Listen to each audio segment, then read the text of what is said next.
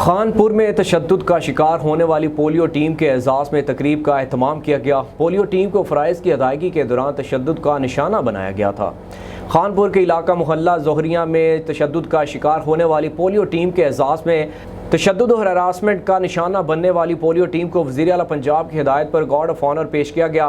Polio workers police اور security branch کے حملہ کو پولیس کے چاقو چبند دستے نے سلامی پیش کی۔ تقریب میں ڈپٹی کمشنر ڈاکٹر خرم شہزاد نے خصوصی طور پر شرکت کی۔ پولیو ٹیم کے اعزاز میں منعقدہ تقریب میں اسسٹنٹ کمشنر محمد یوسف چینا، ASP سلیم شاہ، ڈاکٹر نجیب عالم اور دیگر افسران شریک ہوئے۔ ڈپٹی کمشنر ڈاکٹر خرم شہزاد نے پولیو ٹیموں اور پولیس جوانوں کو پھول اور نقد انعامات سے نوازا۔